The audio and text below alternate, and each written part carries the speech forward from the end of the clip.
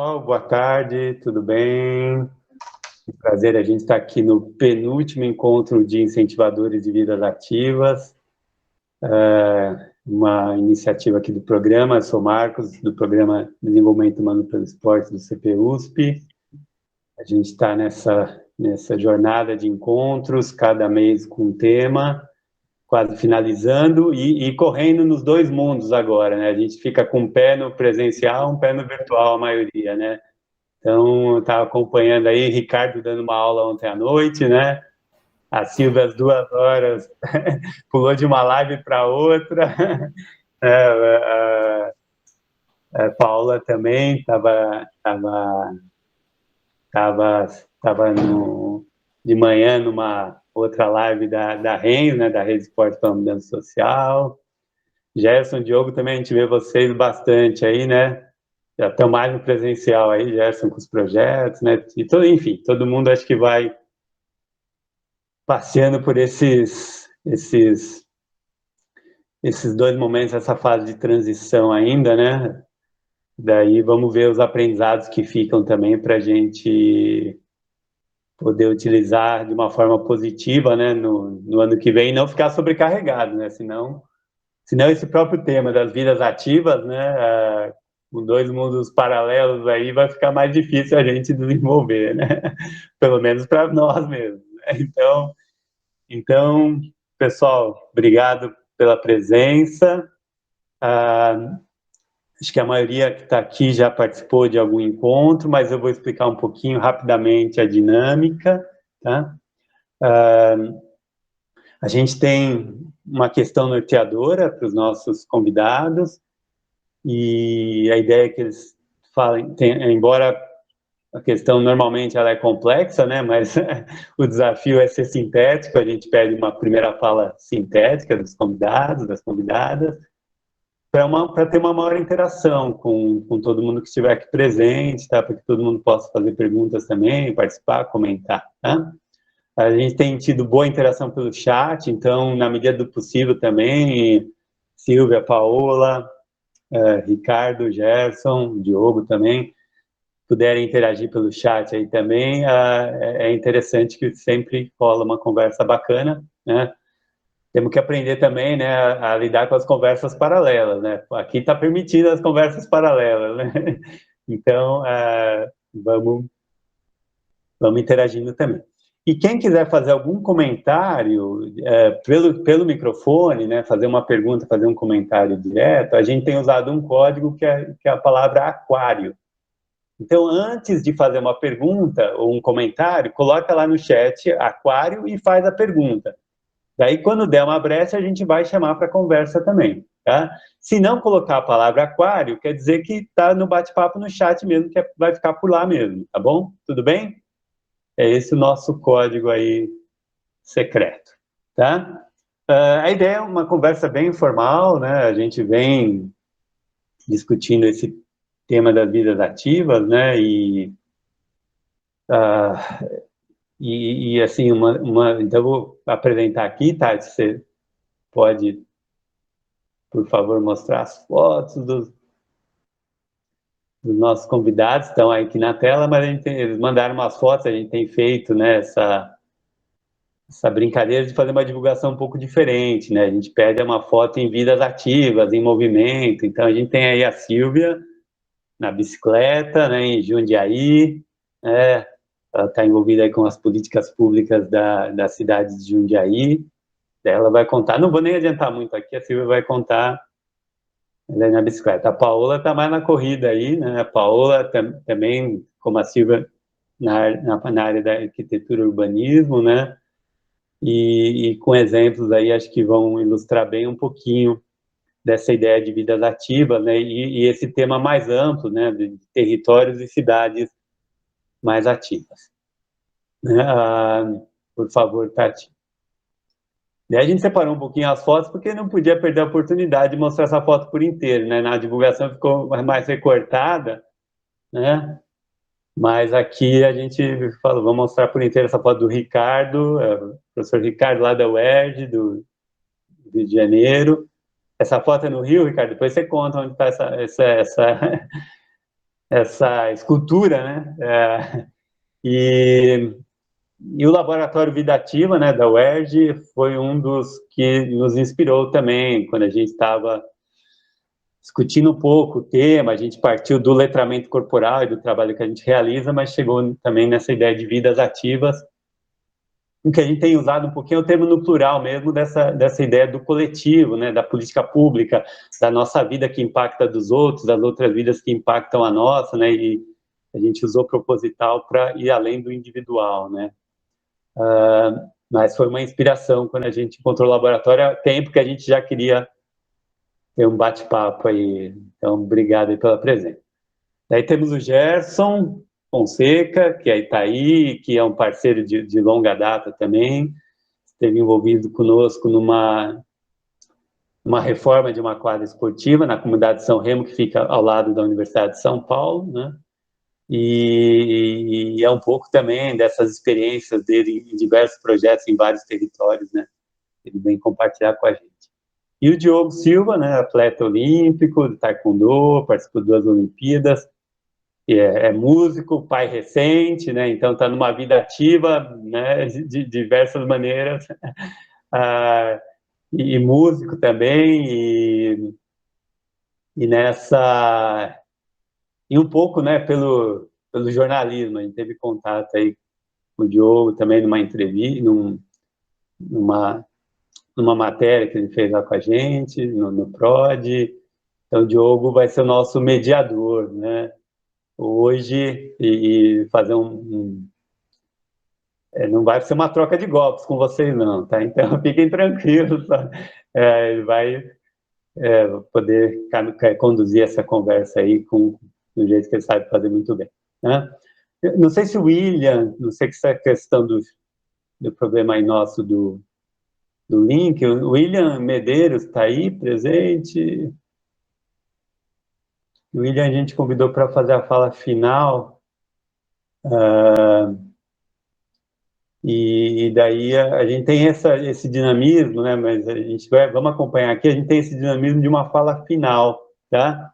E é justamente nessa fala final, do nosso encontro anterior, que foi de comunidades mais ativas, tá? Que a gente tem o nosso disparador inicial de hoje, tá? A nossa pergunta, a nossa questão que norteia, ela foi elaborada numa conversa entre nós, o Diogo e o José Evaristo Neto, que é do SESC, 24 de maio, e que fez a mediação e a fala final no encontro anterior, tá? Então, a gente trocando umas ideias, surgiu essa pergunta inicial, e daí eu passo para o Diogo também poder trazer essa pergunta, e daí fica à vontade para fazer na mediação com os nossos convidados, tá? Então, Diogo, agora é com você, meu caro. Por favor, brasa, né? É com você. Boa tarde, pessoal, tudo bem? É um grande prazer estar aqui com vocês, com esse tema tão importante, vidas ativas, principalmente nesse processo de pandemia, início, meio e chegando aí nessa reta final. Nós, né, somos educadores, professores, gestores e trabalhamos com esporte em várias vertentes. Fomos impactados de formas muito diferentes, principalmente o esporte foi um dos primeiros a parar e um dos últimos a voltar, assim como a cultura. E a gente teve uma dificuldade muito grande de adaptar ao universo digital. Então, como estar ativo digitalmente dentro de uma prática que só foi pensada no corpo, só foi pensada no movimento, também foi pensado intelectualmente, mas nunca foi pensado da forma online, cibernética, como nós estamos nos últimos 2 anos. Então, eu deixo algumas provocações inicialmente para que a gente possa desbravar esse tema, como estar ativo virtualmente. E daí, Diogo, também só pedindo, né? Tem a pergunta aí que está na tela, né? Para nortear também um pouquinho, né? Que é o desafio, né? O estar individualmente ativo, daí vocês podem contar um pouquinho, né? O que estão fazendo, né? Digitalmente. Mas essa pergunta aí que a gente, né? Costurou lá você está conseguindo ler aí na tela, Diogo? Consigo, chegou aqui para mim. Tranquilo. Se puder. Vamos lá. As políticas públicas e as cidades possibilitam comunidades de cuidar e territórios mais ativos. As comunidades e os territórios estão envolvidos no processo político? Ótima pergunta. O que vocês acham? As comunidades e os territórios estão envolvidos nos processos políticos? Eu estou com uma... Vou começar. Boa tarde, então, todo mundo, porque já me veio uma outra provocação. Eu vou devolver a provocação, né? Oi, boa tarde, todo mundo. Eu sou a Paola. E o que eu penso, né, como o Marcos falou, da área da arquitetura e do urbanismo, do mundo da onde eu atuo, né, e também com educação de base territorial, eu penso assim, devolvo, as comunidades, os territórios estão envolvidos, gente, me fugiu a palavra, assim, pelo menos, de qualquer maneira estão envolvidos. A questão eles estão envolvidos ativamente? Eles participam, né? Envolvidos, eles estão implicados, né? A questão é se estão, eu entendo assim, se estão envolvidos ativamente, como. Eu achei interessante esse ponto que o Diogo coloca, porque no momento em que as discussões vão para o mundo virtual, né, no presencial, no modo presencial, não é uma tarefa muito fácil envolver comunidades e territórios, a não ser que haja liderança do ponto de vista, assim, eu não estou dentro das comunidades, né, e dos territórios, vamos dizer, de maneira mais periférica. Eu atuo com essas comunidades, né, mas assim, a gente não consegue chegar a todas as comunidades e territórios, a não ser que a gente chegue em alguém, né, que represente essas comunidades e territórios e consiga multiplicar a ideia e fazer chamado para esse envolvimento. E no modo presencial já tem esse desafio, e no modo virtual ele acaba, para determinados territórios, acaba facilitando o envolvimento, e nos que acabam sendo mais excluídos da formulação de políticas, né, desse processo político da segunda pergunta, eles acabam ficando mais excluídos ainda em modo virtual. Então, de alguma maneira, isso é facilitado para uma porção dos territórios e das comunidades, de quem quer praticar, né, de quem quer ser cidadão ativo, quer cuidar do seu território ativamente, quer ser propositivo nas políticas, mas de outro modo isso acaba afastando. Essa é uma provocação também que me veio agora, e eu passo a bola para o próximo que quiser seguir na conversa.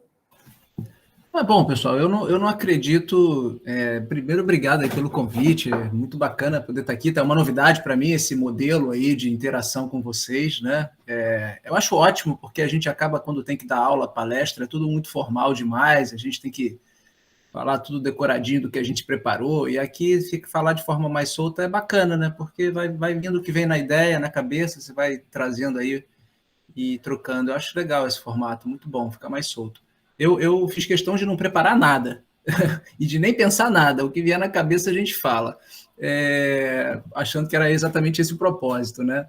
Mas, assim, eu, no meu ponto de vista, não acredito em sucesso de política pública sem envolvimento de comunidades locais, né? Até quando a gente olha a nossa política nacional de promoção da saúde, a gente percebe que dentro dos seus eixos, dos seus princípios, tem que ter o empoderamento das comunidades, né? Aquela ideia de, mesmo que você tenha a percepção de políticas globais, elas não funcionam se não forem implementadas localmente nas comunidades, né? E eu acho que isso vem ganhando cada vez mais força na percepção da própria sociedade, né?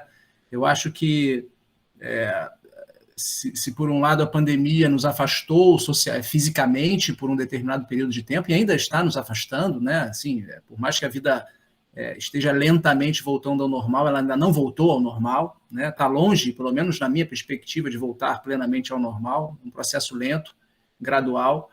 Mas se por um lado ela nos afastou, por outro lado ela exacerbou uma série de questões, dentre elas, é claro, a desigualdade social, estrutural que a gente tem no nosso país, né? E trouxe com muita força, e vem trazendo, na minha percepção, com muita força esse debate para a sociedade, sabe? De não dá mais para pensar desenvolvimento sem enfrentamento da desigualdade social. esse discurso que a gente tem historicamente, que obviamente ganha força em toda essa percepção, enfim, liberal, neoliberal, etc. e tal, do desenvolvimento. Eu acho que a pandemia vem nos mostrar que não dá mais para falar em desenvolvimento sem falar em enfrentamento à desigualdade social. E falar de enfrentamento à desigualdade social é empoderar as comunidades locais, né?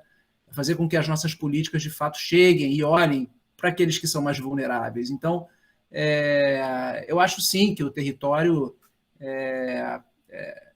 Claro que o Brasil é um país gigantesco, extremamente diverso, né? Generalizar qualquer informação é o mesmo que cometer erros, mas eu percebo que essa é uma preocupação cada vez maior, né? De discutir as comunidades, empoderar as comunidades, fazer com que elas sejam atores extremamente importantes de mobilização das próprias mudanças sociais que a gente precisa e quer, né?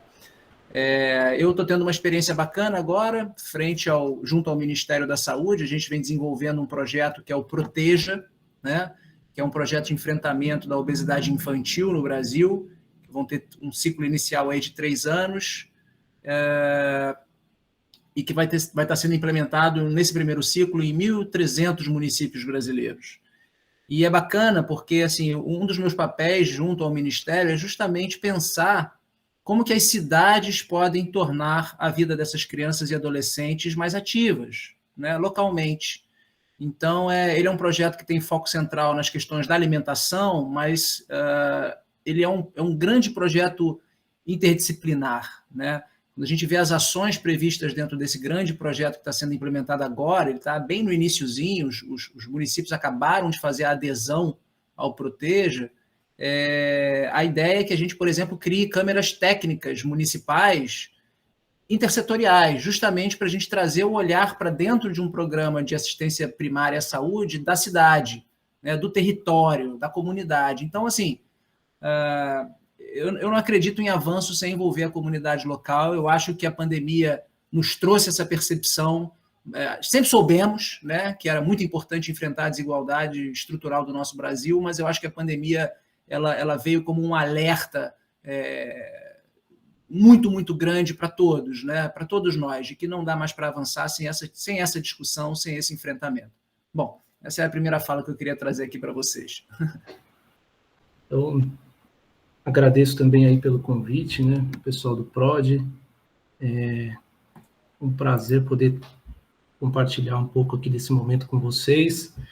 Aproveito para dizer que o PROD foi muito importante também na minha formação, né? Então, no começo da minha trajetória ali enquanto educador, eu batia cartão nos cursos do PROD, na Olipet, né? Enfim, frequentei muito, né? O PROD foi muito importante para a minha formação enquanto educador.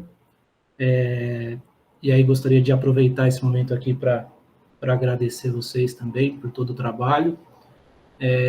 Dar também um abraço especial aí para as pessoas que eu tenho a felicidade de conviver no dia a dia, né? Então, a Neide, o William, estão aí comigo, Remédios, né? Muita saudade, né? Fui colega do filho dela na faculdade e a gente pôde trabalhar junto no projeto aí na São Remo também. E, aproveitando a fala do Ricardo e também a provocação que o Diogo trouxe, né? E trazendo para o contexto de quem trabalha, de fato, com comunidades, eu posso dizer para vocês que eu não parei de trabalhar presencialmente, né, durante a pandemia. Então, apesar de todo o contexto, né, de isolamento social e tudo que a gente sabe que a pandemia trouxe, mas eu tenho o privilégio de trabalhar com projetos e lideranças incríveis que não puderam fechar a porta, né, durante esse momento tão difícil aí de pandemia. Então, no Vida Corrida, na Social Skate, né, na Fundação EPROCAD, a gente continuou ativo o tempo todo, né? A gente só não podia oferecer atividade física de forma presencial, né? Mas o combate à fome e o atendimento emergencial foram prioritários, né? Então, a gente atuou, né, nessa linha de apoio emergencial, né, às organizações, enquanto a gente não podia de fato oferecer o movimento, né? E essa questão do virtual, para a gente, foi um desafio em todas as organizações, né? Nós tivemos recursos bloqueados através de mecanismos de financiamento, parceiros que cancelaram contratos, enfim, mas as organizações se reinventaram para, de alguma forma, continuar transmitindo e desenvolvendo o seu papel, né? E oferecemos atividades, a Neide está só reforçando aí, né? Cumprindo todos os protocolos, enfim, mas a gente não pôde deixar, né, de trabalhar presencialmente.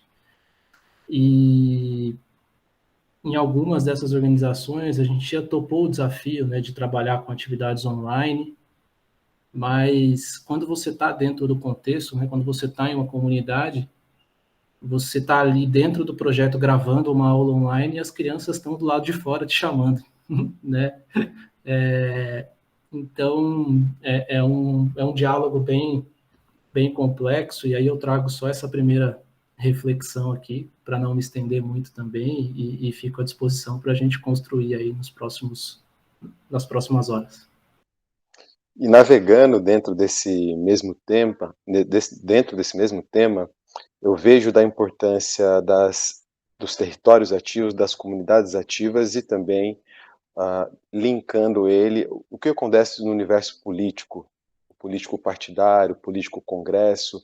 Então, quais são as políticas públicas que nós temos hoje que permite desses territórios serem mais ativos, e quais delas que poderiam sair ou poderiam agilizar essas comunidades de uma forma mais eficiente. Nós tivemos, por exemplo, a aprovação do projeto do Aldir Blanc, que o universo da cultura foi em peso ao Congresso lutar por esse auxílio. Mas o esporte não conseguiu. Na mobilização esportiva para conquistas de políticas públicas, para fortalecer esses territórios, o esporte ainda é desorganizado, ou ele ainda não é um conjunto, ainda não é uma coalizão. Então eu queria entender da parte de vocês qual o melhor entrosamento entre as políticas públicas e os territórios mais ativos. É um bom gancho para a Silvia. É isso aí, Silvia. Eu ia te falar que entrou no assunto aí. Vai lá. Muito obrigada, professor Marcos, professor Michael, pelo convite. Cumprimento meus colegas. Muito bom estar aqui com vocês, conversando sobre esse tema. E o que eu queria contar um pouco da experiência de uma política pública municipal. Eu moro em Jundiaí, é uma cidade, não sei se vocês todos conhecem, a 60 quilômetros de São Paulo, e aqui nós estamos implementando desde 2017 política pública da criança na cidade. Que política é essa? Na verdade, uma política de requalificação dos espaços públicos para que as crianças possam ocupá-los com segurança, com autonomia e com mais contato com a natureza. Então, esse objetivo parte de um diagnóstico nosso de que as crianças hoje vivem dentro de espaços fechados a maior parte do tempo, com seus aparelhos digitais, celular, computador, enfim, os joguinhos, e que, segundo a Sociedade Brasileira de Pediatria, formada por 22 mil médicos, esse contexto está sendo extremamente prejudicial ao pleno desenvolvimento das crianças. E nesse manual da Sociedade Brasileira de Pediatria, eles afirmam, os médicos, que o poder público deveria oferecer e proporcionar a essas crianças a oportunidade de 1 hora em contato com a natureza por dia, no mínimo. Então, isso seria o desejável, que crianças e adolescentes tivessem contato todos os dias, no mínimo por 1 hora, com áreas abertas, espaços em contato com a natureza. E que, no raio, do ponto de vista de planejamento territorial, deveria haver uma área verde, uma área com natureza, no máximo a 2 quilômetros de distância, a um raio da residência dessa criança ou adolescente. Então, esse é um dado científico que a Sociedade Brasileira de Pediatria apontou como desejável. Partindo desse dado, nós fizemos o mapeamento no território de Jundiaí. Então, nós elegemos a escola pública municipal. Jundiaí é uma cidade com 420 mil habitantes. Nós temos na rede pública municipal 109 escolas, com cerca de 33 mil alunos.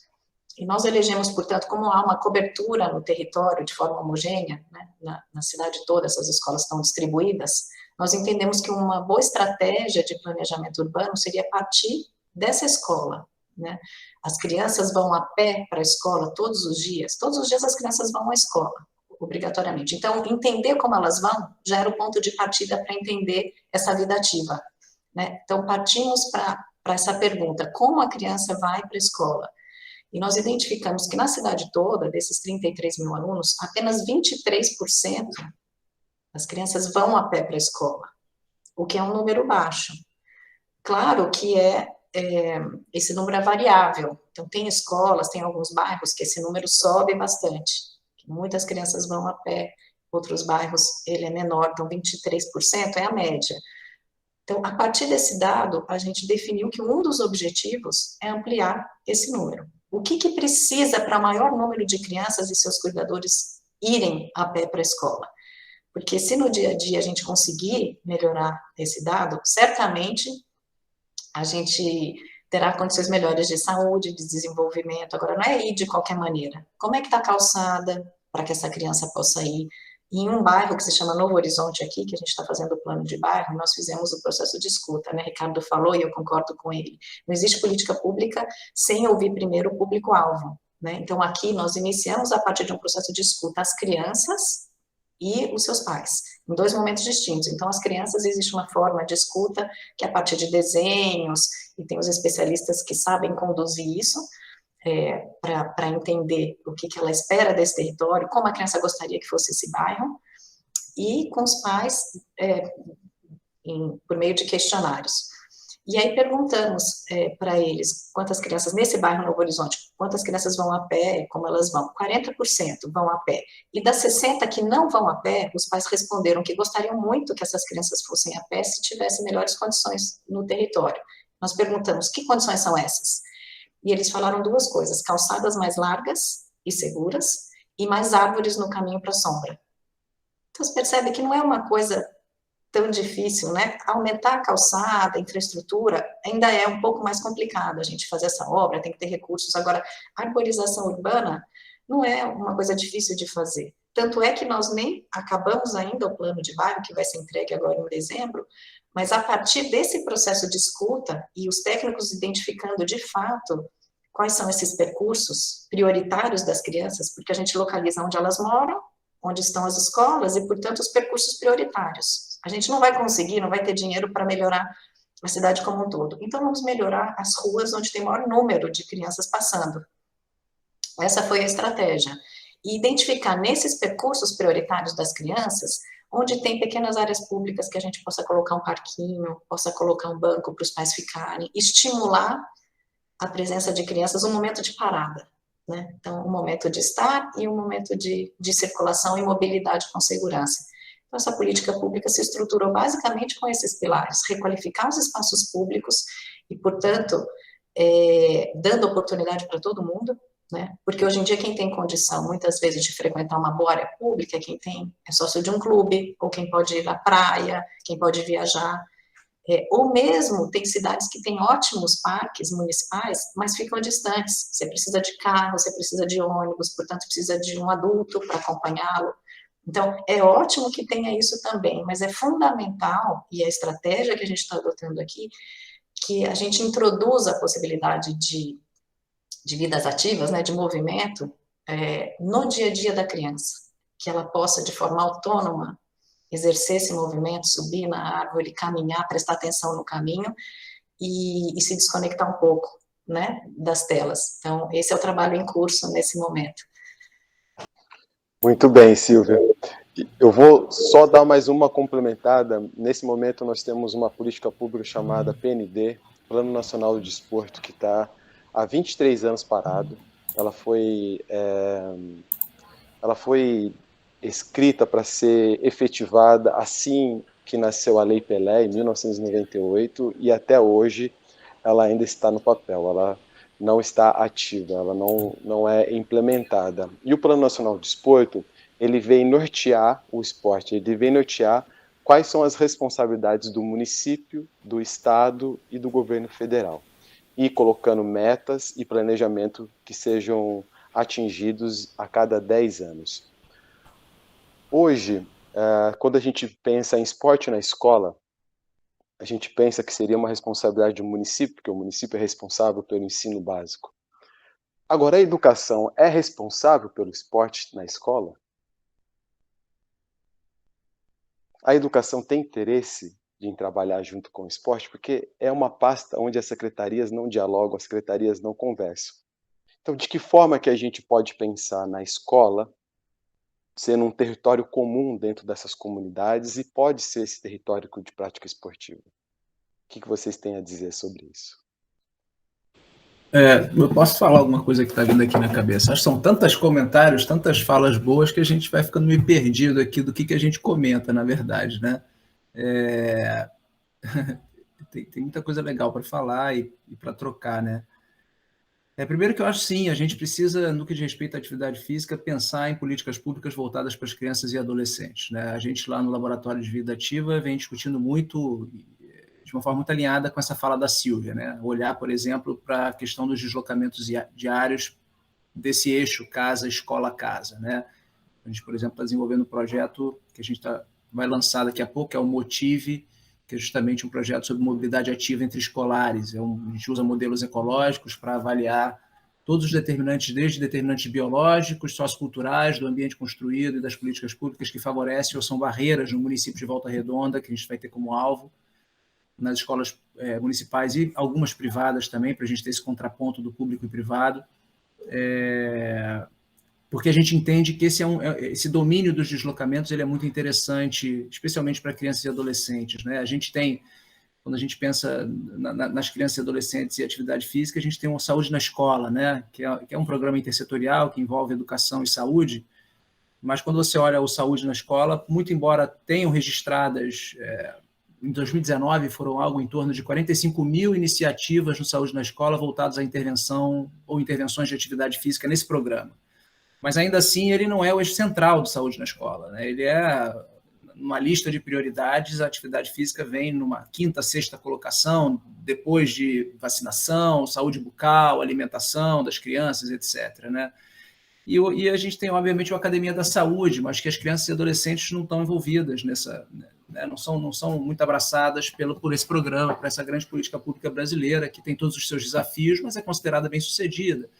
Então, acho que sim, discutir a escola é muito importante, né? Para que a gente tenha esse público envolvido e a gente sabe os números das questões. Por exemplo, a obesidade é uma questão hoje muito importante na infância e adolescente, né? E a gente tem que tratar essas questões. Muito embora a atividade física não tenha uma relação 100% clara na literatura com o enfrentamento da obesidade infantil. Isso provavelmente são questões metodológicas, estudos observacionais, né? Pouco estudo longitudinal que consiga mostrar isso, mas a gente sabe que é um eixo importante de intervenção pensando na saúde dos escolares. Então, assim, precisamos discutir a escola, eu acho que isso é muito importante. O próprio guia de atividade física, que foi recentemente lançado, acho que até o Douglas está aqui, ele se envolveu, se eu não me engano, também com a produção do guia, dá uma ênfase muito importante às questões da atividade física escolar, né? A gente precisa ampliar esse momento de atividade física nas escolas. Enfim, é uma discussão muito importante que a gente tem que jogar para frente, né? Fiquei muito feliz de saber dessas iniciativas da Sílvia, muito bacana saber que isso tudo está acontecendo, gostaria até depois de conhecer melhor tudo que está havendo lá. Tinha uma outra coisa que eu queria falar numa fala anterior do Diogo, que agora não estou conseguindo me lembrar, daqui a pouco eu lembro e continuo falando aqui. Vou passar a bola aí, vocês continuem falando aí. Eu queria falar uma coisa que eu esqueci agora. Daqui a pouco eu lembro aqui. E depois quero fazer uma outra provocação também, assim. Lembrei. Deixa eu aproveitar o gancho. Pode ser? Deixa eu continuar aqui, então. Na verdade, o Diogo falou numa questão, né, que, mas o esporte não conseguiu, né, não conseguiu criar essa rede de articulação, né, como outros setores, de repente, criam, né. Esse tem sido um questionamento meu, assim, nos últimos tempos, sabe? Por que nós, da atividade física, ou das ciências da atividade física, ou do esporte, não conseguimos criar uma rede de ativismo tão forte, né? Ao ponto de mobilizar políticas, mobilizar a sociedade civil, mobilizar a própria sociedade, organizações, gestores, etc. e tal, né? E a Patrícia também conhece um pouco essa realidade, porque ela participa de eventos da saúde em outros cenários, né? A gente acompanha, por exemplo, muito o trabalho da ACT, né, Patrícia? Conhece muito bem o trabalho da ACT, que é uma organização que trabalha com promoção de saúde, especialmente com ênfase hoje, né, há muitos anos no controle do tabaco e hoje com uma pegada muito forte na questão da alimentação adequada e saudável também, trabalhando em rede, né, construindo redes muito sólidas. E a gente aprendeu muito com a CT nesses últimos anos de como é que é a construção de uma rede sólida de advocacy, né, para que você consiga mobilizar gestores e consiga avançar a política pública, né? E a partir de toda essa experiência eu passei a me questionar muito por que a gente não consegue fazer a mesma coisa de forma consolidada e forte, né? Uma rede ampla de ativismo, de advocacy nas questões relacionadas ao movimento, à atividade física, ao esporte propriamente, né? Um dos caminhos que eu venho tentando ler e me debruçar um pouco é que quando a gente identifica essas outras redes da saúde, que é a minha maior experiência, né, é na saúde, né, você fala do tabaco, quando você fala da alimentação, fala do álcool, né, você tem sempre um ator muito claro a ser enfrentado, né? Você tem aí uma indústria que claramente você precisa enfrentar, né? Você tem a indústria do tabaco, que ela é um alvo, né? Ela é o alvo do advocacy, ela é alvo de toda essa articulação, né? As suas ações são monitoradas, né? As políticas de enfrentamento dessa organização avançam, né? Políticas tributárias, políticas em relação ao marketing, etc. e tal, né?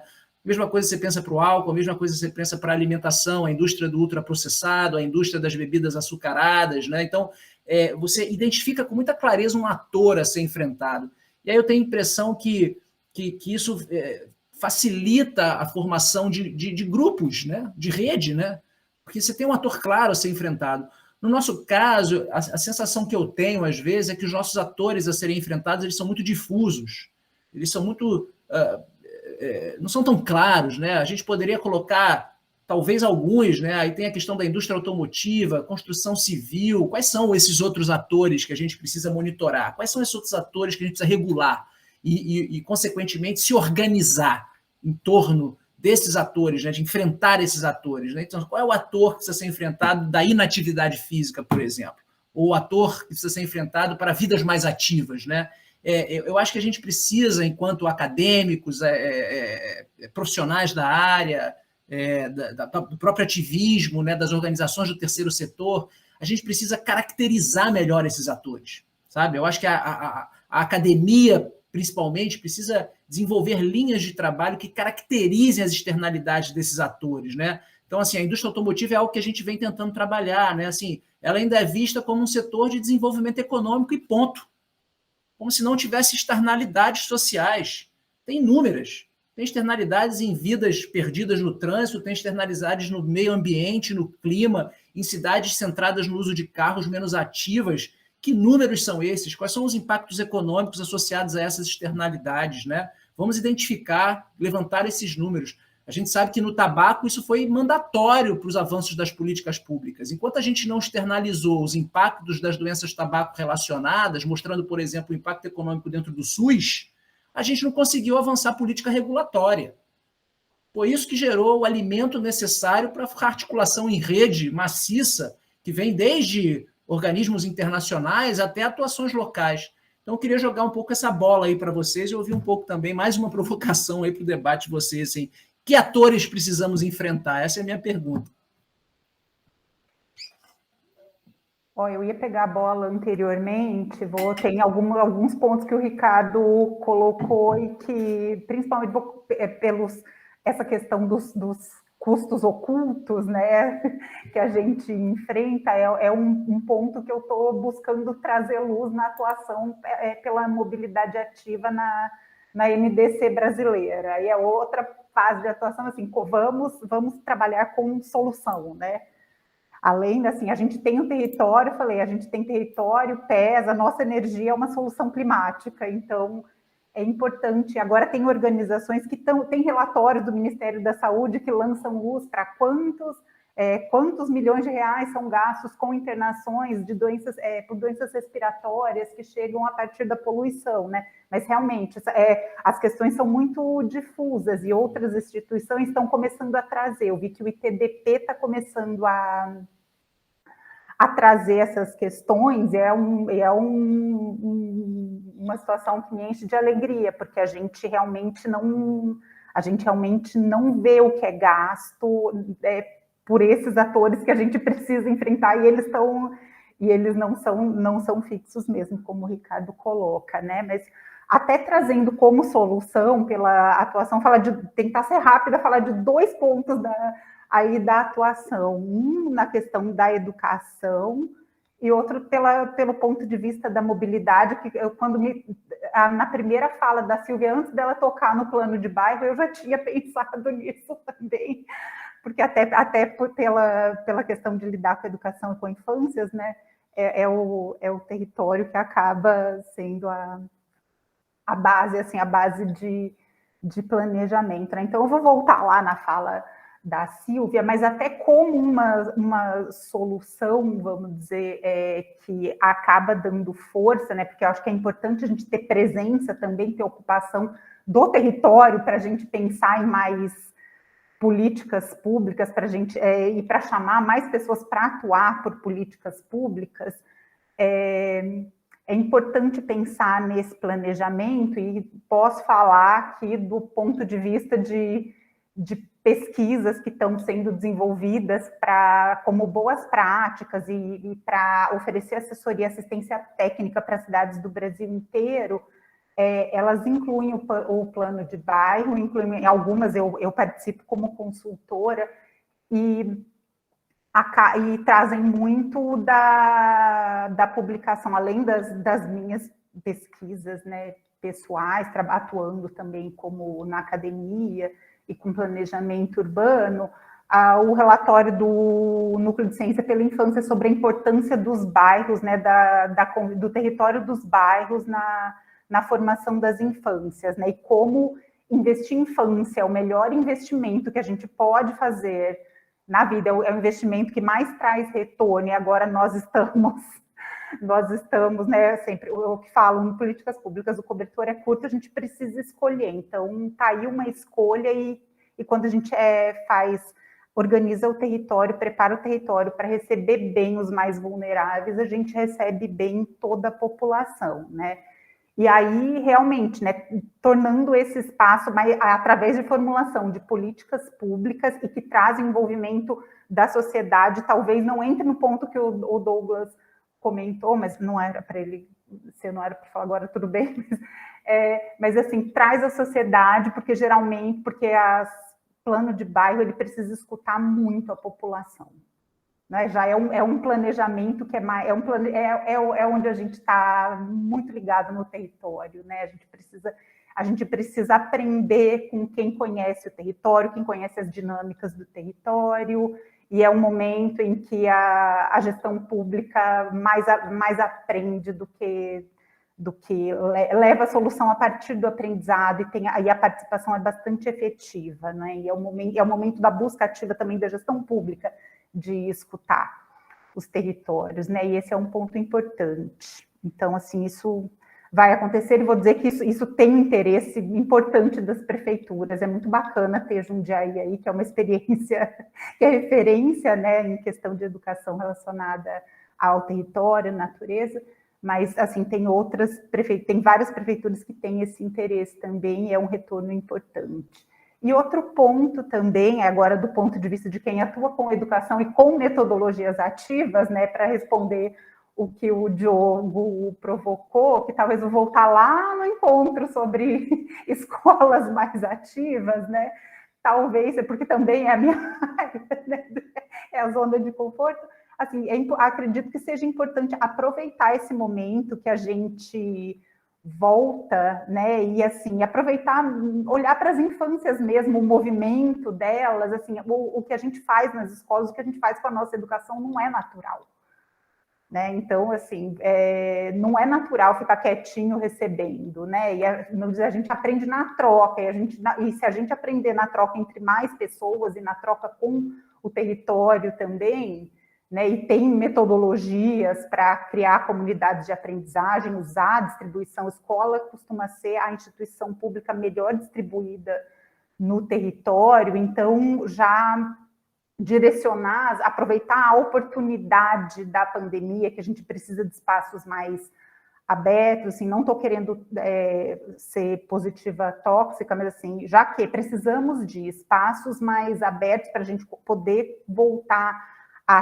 a lidar em modo presencial de maneira mais segura, seria importante também pensar em metodologias que tirem proveito do espaço que a cidade oferece. Tem muitas, isso não é uma novidade, tem muitas escolas que já atuam junto com as outras instituições, com organizações, conhecendo a vizinhança, atuando, né, sendo ativas, inclusive no cuidado com os espaços que estão próximos, porque muitas vezes a gestão da escola acaba percebendo a necessidade de cuidar melhor desses espaços, por estar ali diariamente, e justamente por essa distribuição no território, né, por acolherem as questões da comunidade, estarem ali próximos. Eu acredito que olhar também para metodologias ativas que estimulem o movimento podem despertar o interesse também maior interesse para o esporte. É isso que eu gostaria de colocar. E é muito interessante tudo isso que a Paola nos ensinou, né, compartilhou com a gente, porque tem alguns dados importantes que a gente precisa absorver, entender e achar uma solução que está relacionado à saúde, né, o nosso campo de vidas ativas relacionado à saúde. No Brasil, hoje, nós temos 300 mil mortes relacionadas à inatividade esportiva.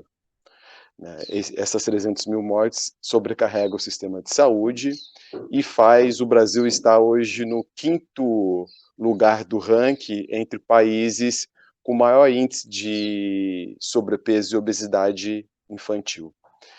E de que forma as comunidades mais ativas, junto com as políticas públicas, podem tirar o Brasil desse ranking, que é o único ranking que, no caso, eu que sou atleta, jamais gostaríamos de estar. De que forma conseguimos diminuir essa grande quantidade de inatividade esportiva que existe no Brasil e quais são os caminhos que nós temos? Diogo, só vou pedir licença um pouquinho. Anota a questão aí, gente. É como o Ricardo falou, é muita coisa circulando lá no chat. O pessoal está vendo o material já, que a Silvia encaminhou, o Douglas também compartilhou o link do guia. Mas daí, Diogo, antes do pessoal pensar essa pergunta, vamos jogar mais coisas aqui e deixar quem está aqui acompanhando participar também. A gente tem o Douglas, Neide e Patrícia, acho que, se eu não perdi nada aqui pelo chat, que gostariam de fazer alguma pergunta ou comentário também. Daí, nas respostas, daí vou sugerir deles falarem, a gente fazer 2 minutinhos, porque a gente faz algum movimento, dá uma levantada, né? Estamos numa discussão de ser ativo, né? Então não vamos ficar 2 horas sentados aqui, né? E depois a gente volta com as respostas, daí dá tempinho também para pensar, elaborar, né?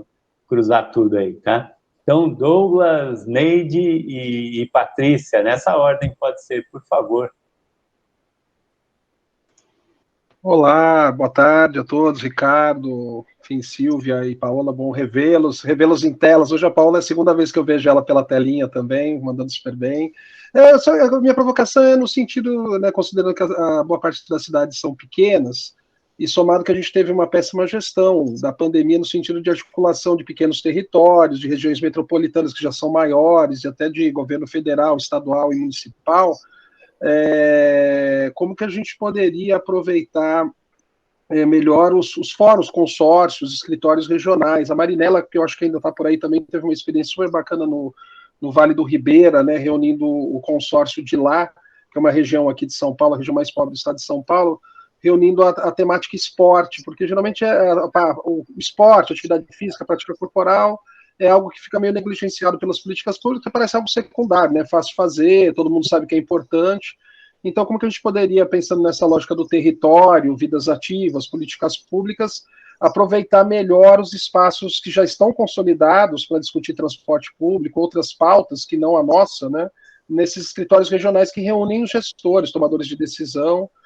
Então, eu queria ouvir um pouquinho os colegas aí sobre isso, também talvez a experiência de Jundiaí, do próprio Ricardo e da Paola, sobre esses conglomerados que a gente poderia fortalecer com a pauta da atividade física, vida ativa, deslocamento ativo, enfim, todas essas palavrinhas que nos unem aí, na verdade. Palavrinhas e ações, obviamente, e intenções, né? Neide, está por aí, Neide? Sim, mas o Gerson pode compartilhar nossas boas práticas aqui com vocês, tá? Fiquei encantada com tudo que eu ouvi. Silvia, então, a Paola também já vi, a gente está nessa correria, né? Remes, que está acontecendo e aqui com vocês, mas está sendo bem interessante. Mas eu estou aqui ligadinho em vocês, tá? O Gerson, por favor, ele pode compartilhar com vocês. Vamos deixar a Patrícia também fazer a pergunta dela, depois a gente... Ah, tá. Então, não é exatamente uma pergunta, é que na fala de Ricardo, eu recordei de um momento quando a gente se conheceu, Ricardo, no seminário da CT, em 2016, eu lembro que a gente foi para aquela ação de advocacy lá no Congresso, e você olhou para mim assim e fez: a gente precisa preparar alguma coisa para a atividade física. Aí a gente já está em 2021, né? E, assim, trazendo para aquela tua fala, assim, a gente não consegue identificar um fator, assim, como a gente vê no tabagismo, né? Nas questões de combate ao alcoolismo, enfim. E aí, você falando, me veio à tona aquela discussão toda que a gente teve lá no Congresso, quando você olhou assim, você lá com aquele seu paletó preto, todo charmosão de paletó lá no Congresso, e você: Patrícia, a gente tem que preparar alguma coisa para a atividade física. E é impressionante como é difícil a gente achar um causador, assim, né, principal da inatividade física, né? E aí a dificuldade é tão grande que a gente participa de momentos, assim, na gestão da prefeitura. Então, eu vou trazer para concretizar, assim, a minha impressão, né, desse momento.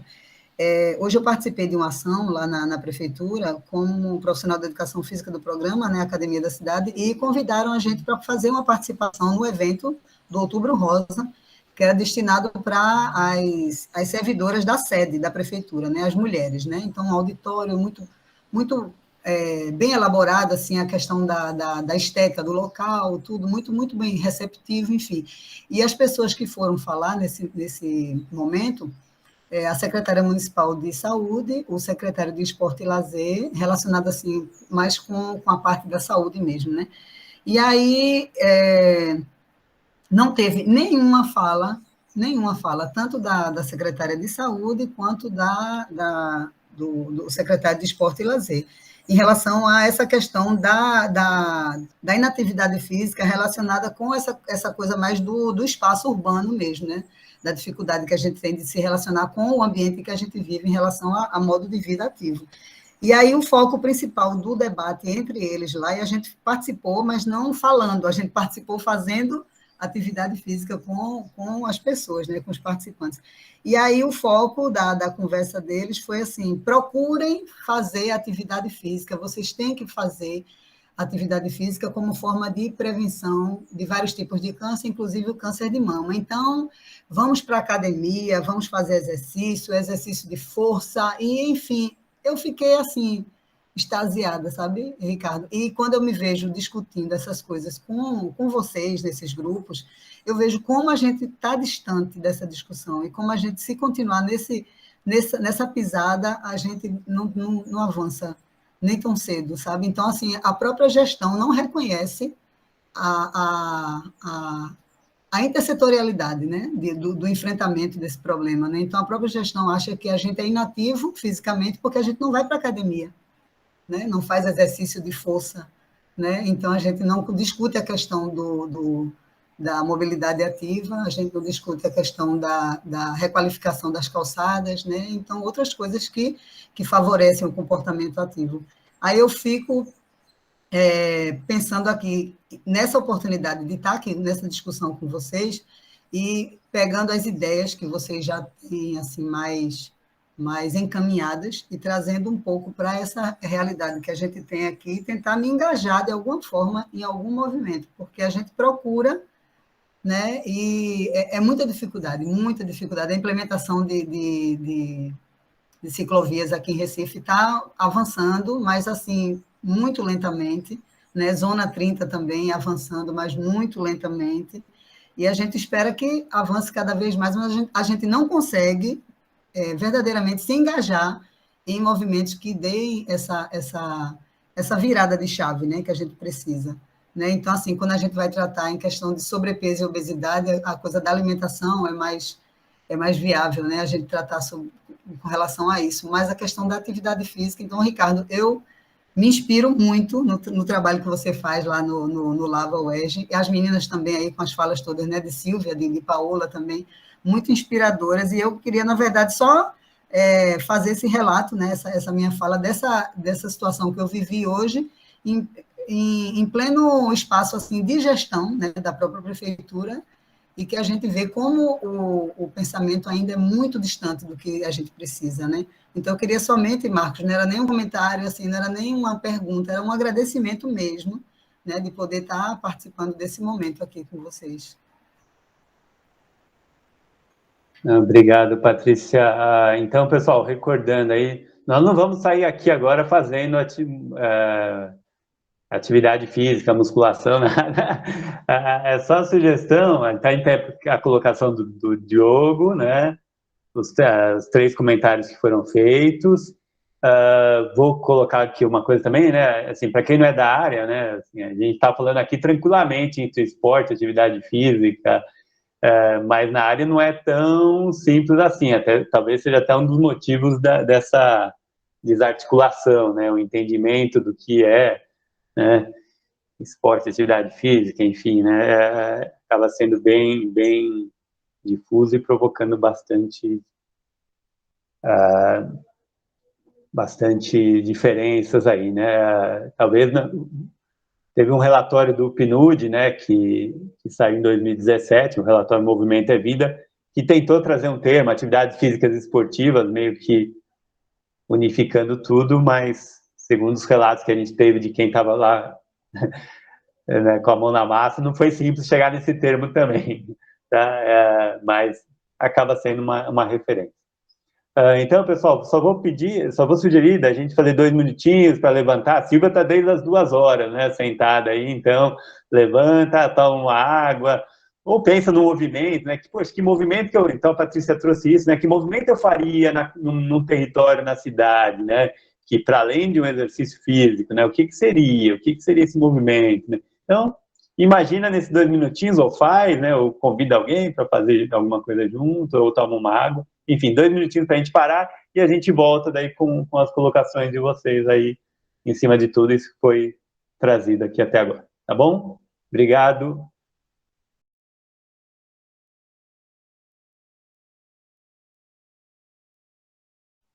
Então, vamos lá, gente? Acho que quem se sentir à vontade aí, Diogo, se bobear, tem que olhar a filha lá também. E a gente... Vai lá, Gerson, quer começar? Vou aproveitar aqui, né, e começar também, né, falando dessa discussão sobre uma outra perspectiva, né? A gente, claro, precisa, né, muito desses relatórios, desses indicadores que acabam norteando aí as políticas públicas, e sabe, né, da importância disso para que realmente isso chegue num número maior de pessoas e, de fato, né, ganhe escala. Mas, trazendo aqui para a minha realidade, né, eu busquei o caminho um pouco inverso, né, da maioria. Eu tive esse contato, né, com essa questão do advocacy na REMES, com essa construção de políticas públicas amplas, enfim, pensando em grandes territórios, pensando em Brasil, e até no exterior, com algumas redes que eu já pude participar fora do Brasil também. E tudo isso me deu o start de que eu tinha que trabalhar mais próximo, né? E que, infelizmente, essa coisa mais macro, ela depende de muitos fatores e, às vezes, interesses que fogem um pouco da minha alçada e da alçada de algumas pessoas. Então, eu procurei me aliar, né? Eu procurei estar próximo com lideranças, com projetos, com iniciativas locais que, de fato, transformam o seu entorno, né? Então, a gente tem, por exemplo, a Neide comentou aqui no chat a questão do Vida Corrida, que reúne boa parte das políticas públicas que a gente está discutindo aqui em um projeto, né, que acaba transformando a realidade do entorno, né? Então, diariamente, cerca de 1.000, 2.000 pessoas são impactadas pelo trabalho do Vida Corrida no Parque Santo Dias, lá no Capão Redondo. A gente também, hoje a gente fala assim, mas a gente tem a felicidade de trabalhar com 22 organizações no Brasil, né? Então, a Patrícia citou Recife. Lá em Recife, por exemplo, a gente tem a Love Football, que é uma organização que já tem projetos em outros territórios, inclusive foi um dos projetos que o Marcos mencionou aqui, que nós fizemos em São Paulo, mas que é uma organização que, de fato, faz uma política pública para o movimento acontecer, né? Então, ela escuta a comunidade, ela constrói com a comunidade um espaço, né, para atividade física. Depois a gente pode compartilhar com vocês o material dessas organizações. Lá no Maranhão, por exemplo, a gente trabalha com o Instituto Formação. O Instituto Formação é uma grande referência em educação e também em promoção de prática esportiva. E lá com o Instituto Formação a gente tem um projeto que acontece em 23 municípios, né, e que fornece atividade física numa região pouquíssimo assistida, que é a Baixada Maranhense. Então, da minha parte aqui, a minha forma de contribuir, a minha forma de deixar algum legado foi unir as pessoas que de fato fazem essa coisa acontecer na prática. Então, acho que essa é uma outra ótica que também pode ser melhor observada, né? Muitas vezes a gente quer provocar uma mudança no todo, a gente sabe o quanto que é importante isso, e às vezes acaba deixando de fazer aquilo que está do nosso lado, né? Então, da minha parte aqui, eu queria só trazer também para a discussão esse olhar, né? O olhar de quem está na ponta, né? Que sabe da importância, que contribui para as políticas públicas, mas contribui de uma forma micro, né? E essa forma é tão importante quanto outras formas também, né? Então, só queria trazer para cá também. Rapidão, assim, porque me tocou aí, vou vestir o chapéu do Como Anda, tá? Não é, eu sempre acabo vestindo. Então, me tocou isso, porque é exatamente entrando no campo do advocacy, né? Essa maneira como o Sérgio mencionou que atua, é como a gente atua no Como Anda também, com essa parte da incidência política, né? Porque ninguém conhece, assim como eu falei em relação ao planejamento de bairro, ninguém conhece tão bem o território quanto quem está ali, né? Então, e a gente que é uma rede de 200, ou uma rede com 200 organizações, para potencializar a atuação local, né? E eu acredito muito na política municipal, muito mesmo, porque é um campo que a gente está mais próximo, a gente consegue influenciar, a gente consegue, é mais possível a gente ser próximo do tomador de decisão, e ainda é possível ter uma decisão mais restritiva, ainda mais que no meu campo de atuação, né, que é mais a mobilidade urbana e mobilidade ativa, a política nacional ela é implantada no município, então tem todo o caldo para essa atuação, né? Mas assim, o quanto é importante potencializar também, juntando, só trazer assim esse ponto assim, juntando, né, essas iniciativas, criando espaço um espaço como esse, né, para trazer a discussão, para as pessoas se conhecerem, se encontrarem, entenderem que alguém traz uma dúvida ou um problema que a outra pessoa que está participando do mesmo espaço pode conhecer uma solução, o quanto essa troca entre os territórios pode ser rica para a organização que tem mais propriedade para atuação no território, resolver um problema, e eu acredito muito no alto impacto da atuação localizada. Era isso que eu gostaria de comentar. Posso falar um pouco? Complementando, Paula, acho que era exatamente algumas questões importantes aqui. Acho que posso contar a partir da experiência de Jundiaí, né? Nós escolhemos, porque a gente fica pensando na política pública ideal, com todos os elementos que teria que ter, e aí a gente nunca consegue fazer nada, e dá uma frustração enorme. Então, essa escala do local, a gente vai conseguindo algumas conquistas, isso vai motivando as pessoas e vai engajando mais, e aí a gente consegue institucionalizar essas ações, para que elas sejam permanentes e não sejam só um projeto, um programa. Então, nós começamos, lá em 2017, com um programa chamado Entre a Casa e a Escola. Identificamos o quê? Né? Escolhemos, tem muita coisa para resolver. A gente escolheu uma ação, quer dizer, definimos que a ação estratégica seria a urbanização no entorno da escola. melhorar os caminhos da criança de casa para a escola. E aí partimos da pesquisa, de quantos alunos vão, como eles vão, o que eles gostam, ouvimos as crianças, ouvimos os cuidadores, mas na verdade é uma coisa pequena, né? E daí, do potencial dessa ação, a gente viu que precisava do quê? Que não era uma ação de planejamento urbano só. A gente precisava se relacionar com a equipe de mobilidade e transporte para falar da redução de velocidade, que os carros não poderiam ficar estacionados na porta da escola, e sim mais afastados, porque hoje a prioridade, né, na porta da escola é do carro. E aí a gente tem que ter um trabalho de convencimento, porque é cultural, né? A gente não fala para os carros esperarem lá e as crianças virem a pé, até para caminharem um pouquinho, mesmo aquelas que moram longe, a gente podia pensar em bolsões de estacionamento a 200, 300 metros das escolas, para que elas possam já iniciar com uma ação pequena, sem custo nenhum, e que já vá se movimentando para chegar nessa aula. São pequenas ações que já vão introduzindo as crianças no movimento, os adultos, e mais do que isso, na concepção de movimento. Não precisa ir a uma academia, né, como a Patrícia estava dizendo, não precisa ir, a gente tem que trazer para isso, para a nossa vida, para ser incorporado. Então, como é que o território proporciona isso? Então, escolher uma ação, implementar a primeira. A gente fez uma praça, a partir desse primeiro projeto piloto, a gente fez uma praça a 200 metros dessa escola, que foi a referência para a escuta aos alunos. E aí a mudança que foi gerando ali no bairro, ela por si só fez com que a gente percebesse o potencial de escala a ser reproduzido para as demais. E a gente viu que a gente também não tinha condição de fazer isso sozinho. Então a gente foi buscar ajuda. Então procuramos o apoio do Instituto Alana, que fez uma parceria muito importante, fundamental, porque nós chegamos e dissemos, olha, a gente quer dar escala nessa ação, mas a gente não sabe como, né? E aí a primeira coisa que a equipe de lá nos disse e nos orientou foi a criação de um GT de trabalho, um grupo de trabalho interdisciplinar.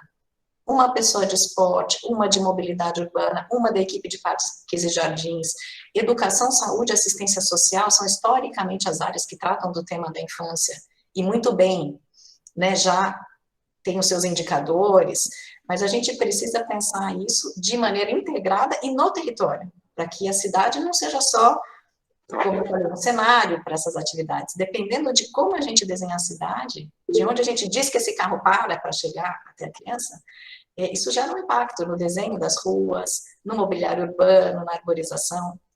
Então, com base nessa parceria, a gente teve esse apoio institucional de formação dos servidores, essa parceria se formalizou na formação, na sensibilização de demais gestores e demais servidores, para entender de que infância a gente está falando, né, de quais infâncias, porque tem também esse conceito de não ser uma única infância, depende de onde a criança mora, das suas condições, enfim, e como a gente preparar o espaço para atender, para fazer essa criança querer ficar nesse lugar.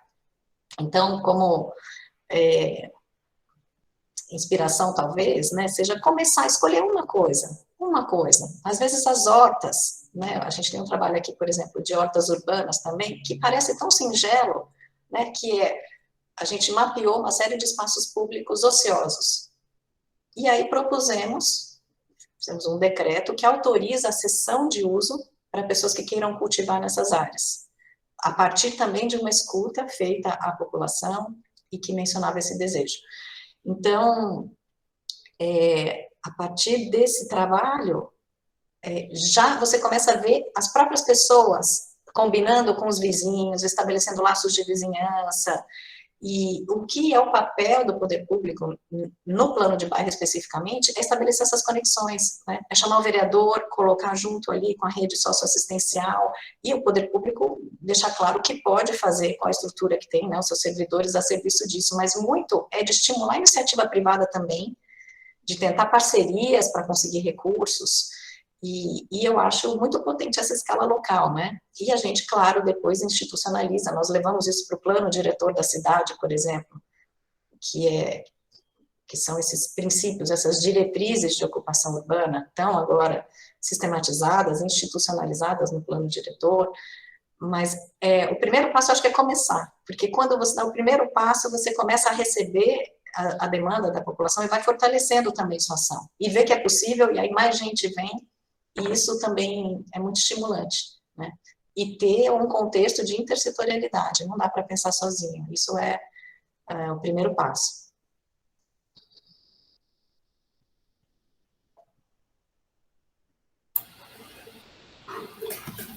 Uma maravilhosa fala, Silvia, muito bom, muito boas as provocações, e a sua fala também muito bacana da gente ver a coisa acontecendo ao nível municipal, né, de verdade ali na ponta, né, e como é possível, né.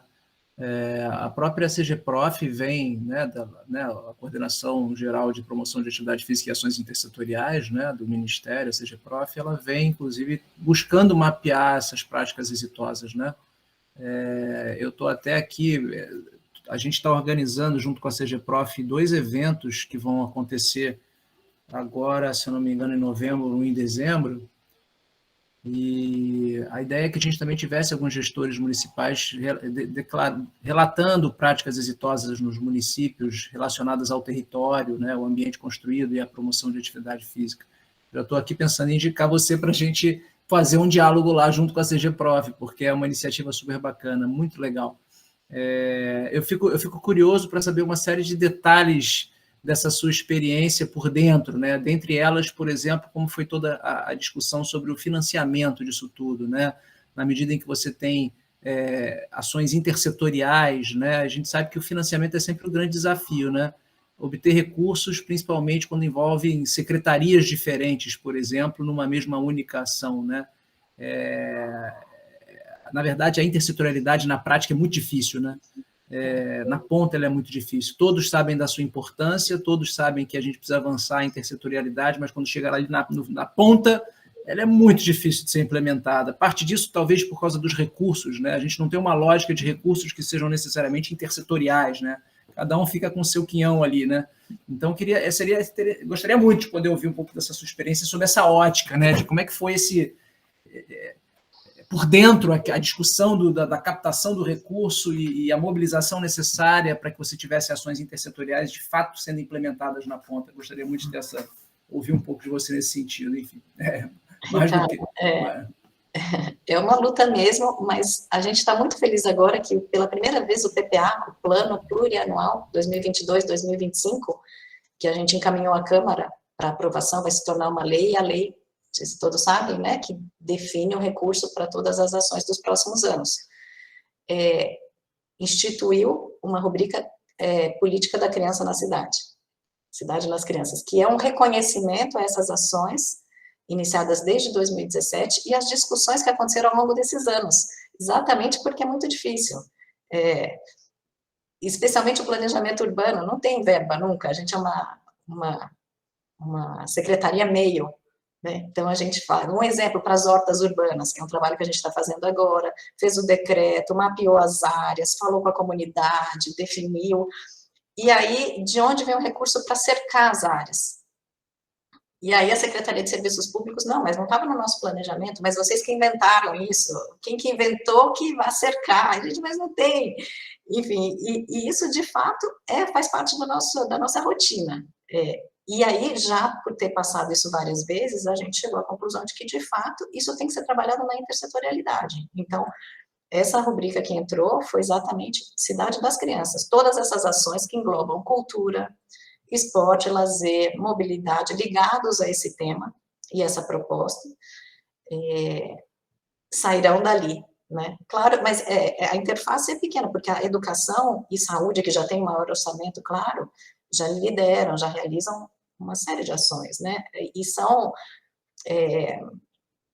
ações complementares. Então, neste momento, por exemplo, a Unidade de Educação, aqui a gente chama a Secretaria de Unidade de Gestão, faz parte também dessa administração municipal, iniciada em 2017, com o prefeito Luiz Fernando Machado. Ele propôs, no governo dele, uma reorganização das secretarias em unidades de gestão e em plataformas, por temas.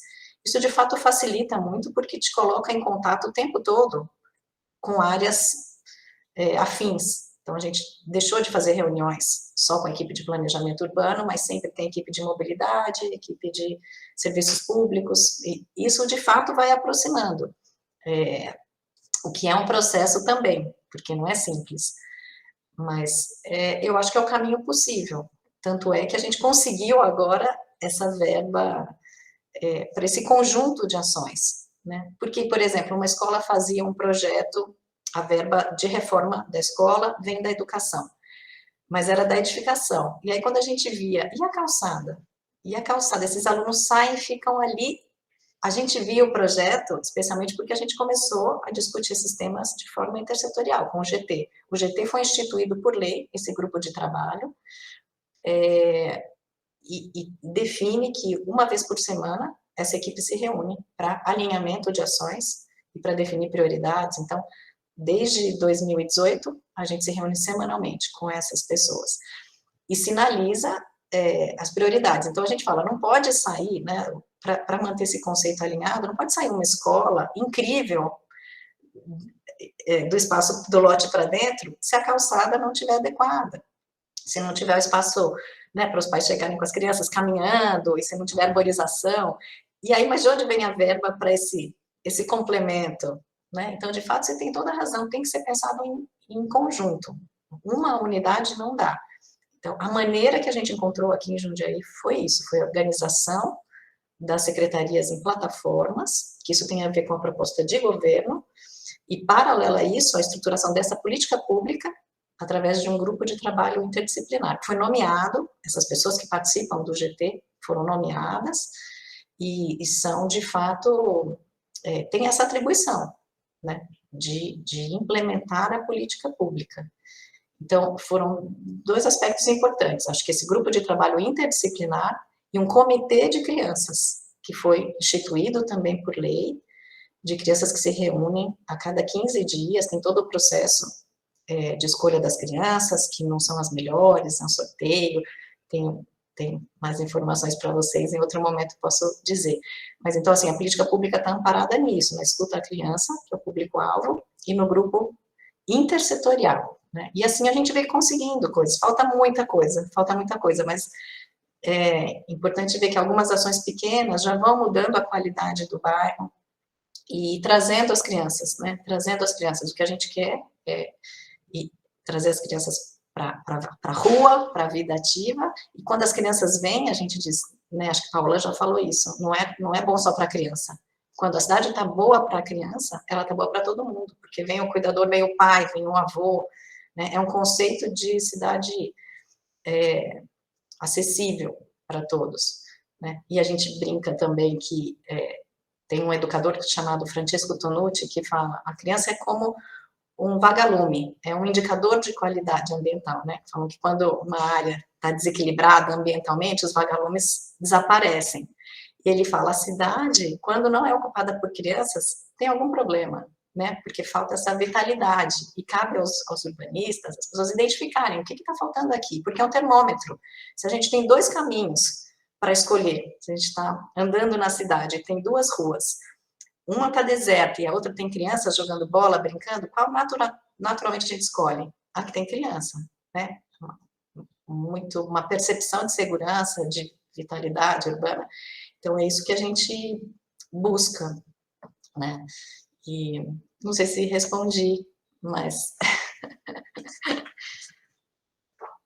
Excelente, muito bom, muito bom. Eu acho que, se pudesse dar só uma pequena sugestão, registrar tudo isso, sabe? Permitir com que todo esse conhecimento que você está, na prática, desenvolvendo, chegue a todos nós, né? Isso é um conhecimento tão rico que muitas vezes a gente não registra toda essa caminhada, né? Todo esse processo, né?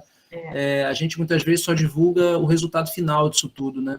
Mas o processo a gente não costuma divulgar muito, e ele é tão ou mais importante do que o resultado final. Então, assim, a gente precisa também criar esse tipo de cultura de divulgar esses processos, porque eles são riquíssimos e a possibilidade de reproduzi-los em outros municípios é muito bacana. Então, eu me lembrei um pouco da nossa o Proteja, esse projeto que eu acabei de comentar, essa política pública, né, do Ministério, ele é coordenado pela CEGAN, né, que é a Coordenação Geral de Alimentação e Nutrição do Ministério.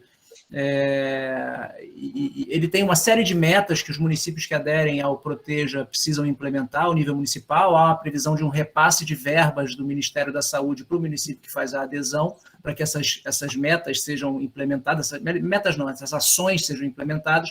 Existem ações primárias e ações complementares. As ações primárias, elas são obrigatórias de serem implementadas pelo município na medida que ele faz a adesão para receber o recurso. Um ano depois, há um monitoramento dessas ações para que recursos nos anos seguintes sejam repassados novamente, né? Então, e uma das ações primárias que precisam ser implementadas nos municípios que fazem adesão é justamente, como eu havia comentado, a criação de uma Câmara Técnica Interdisciplinar, que vai ter que decidir de forma interdisciplinar, junto ao gestor municipal de saúde, que ainda é o foco, digamos assim, do Proteja, o uso desse recurso que é repassado ao município, que justamente permitiria, em tese, vai permitir ações interdisciplinares com base na formação dessas câmaras técnicas, né? Enfim, muito bacana. Parabéns, Silvia, por todo esse trabalho aí que você está desenvolvendo. Obrigada. E importante monitorar os dados, né? Monitorar, que eu acho que precisa, vou colocar aqui o link para vocês, a gente fala em outra oportunidade, mas é um cuidado que a gente está tendo, talvez não de documentar tudo com esses detalhes, mas de medir, né, os dados. Então, a gente criou um observatório que já tem 130 indicadores. Criar indicadores é muito importante. Muito importante. Para a gente avaliar em que medida eles estão atingindo o objetivo e redirecionar quando não.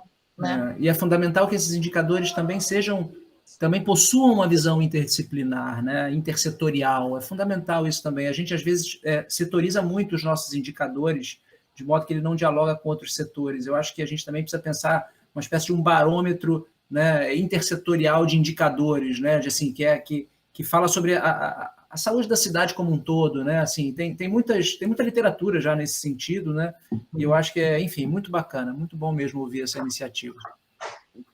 E a Silvia nos inspirou, né? Estamos querendo ir para Jundiaí. Tem espaço para a gente aí, Silvia? Muito boas essas propostas e como a gente percebe como vários setores precisam estar trabalhando em conjunto. A gente falou sobre mobilidade urbana, a gente falou sobre revitalização de espaço, a gente está falando de vários aspectos que trabalham junto com o esporte. Então, de fato, não dá para ser o esporte pelo esporte. Eu tenho também mais uma questão dos territórios ativos, que recentemente nós tivemos a proposta da reforma tributária. E a reforma tributária pega de cheio o projeto de lei de incentivo ao esporte. Todo o terceiro setor estremeceu, né?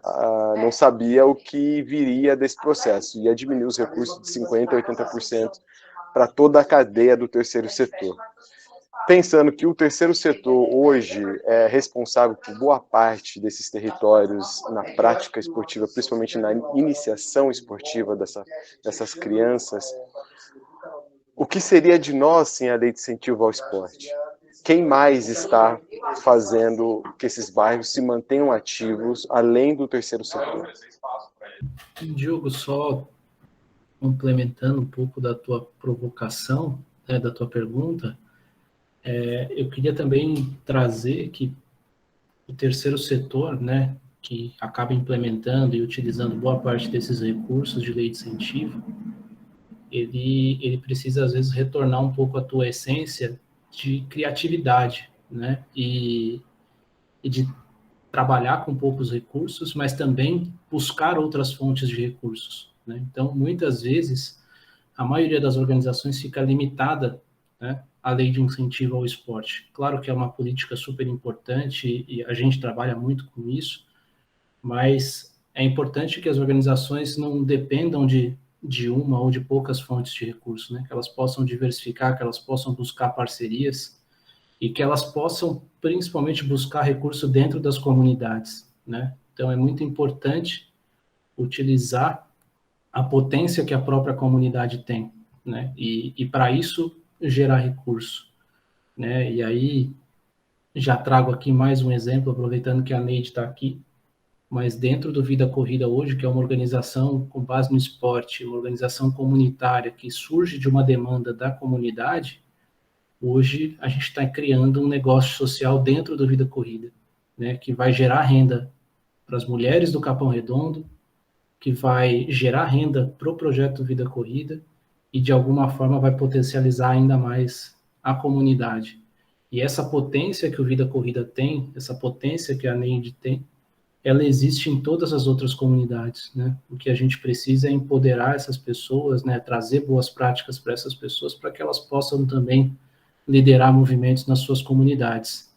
E aí, em relação à parte aí de políticas públicas, né? Trazendo um pouco mais aí para a galera que também é responsável pelo movimento, né? Não só o terceiro setor, aí eu deixo a palavra para a galera aí, né? Eu fico mais com essa parte da galera que está na ponta mesmo.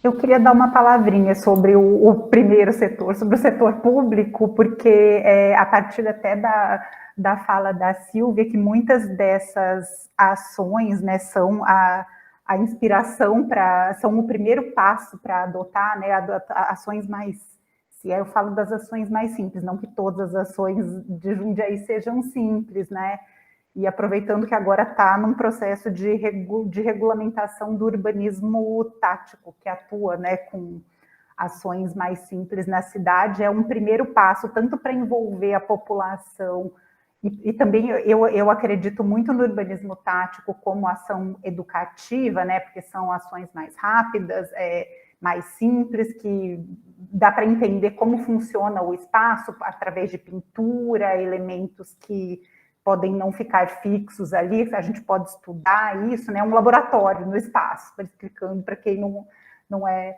da área.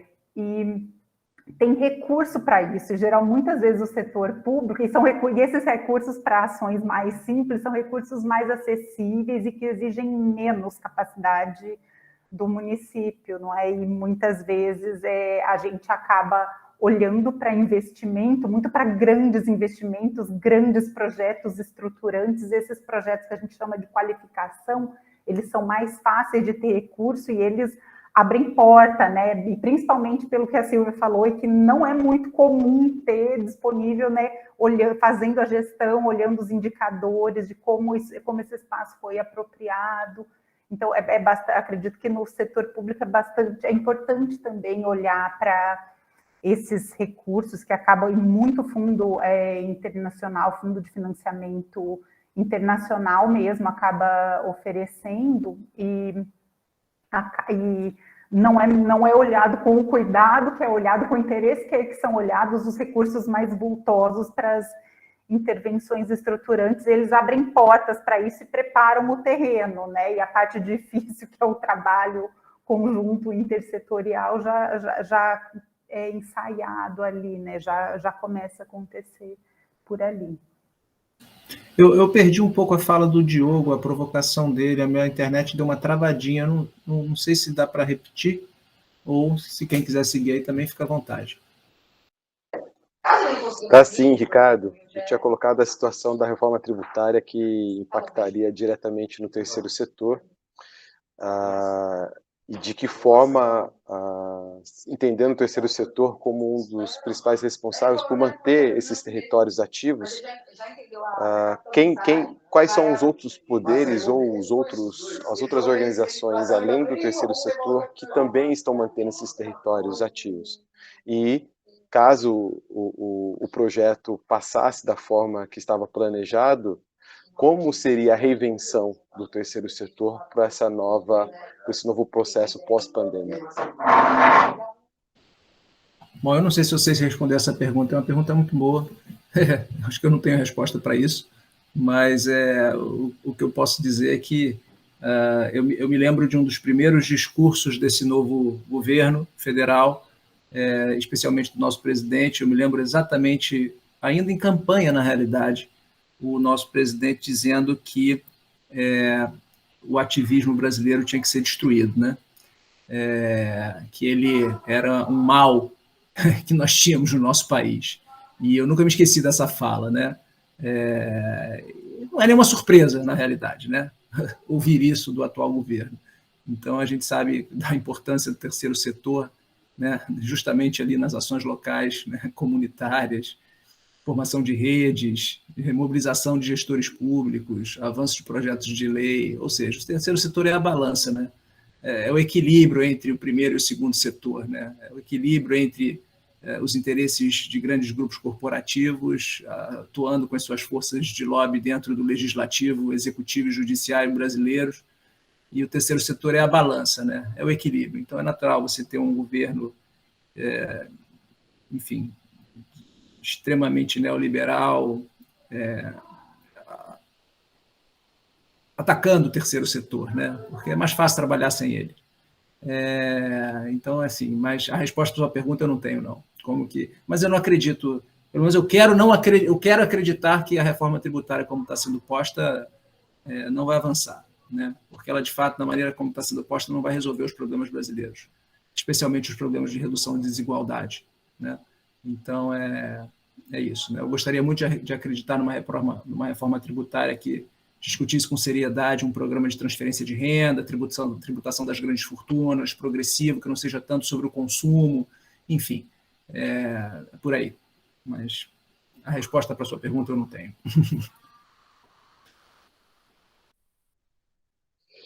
E dentro dela, quem são os outros agentes, além do terceiro setor, que está nas comunidades?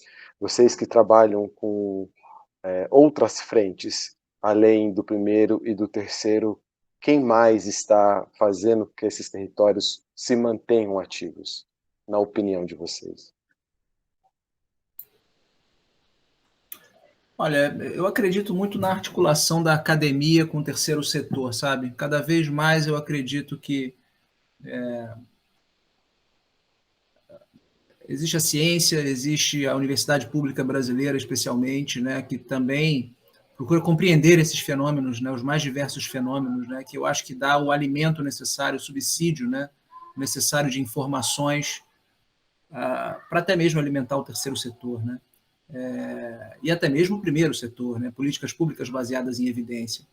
Agora, a academia tem seus limites, né, tem seus limites de atuação e de ação, né, em termos de implementação de ação, né, mas eu, sendo da academia, conheço muitos e muitos colegas com projetos muito ricos nas comunidades que são das universidades, né?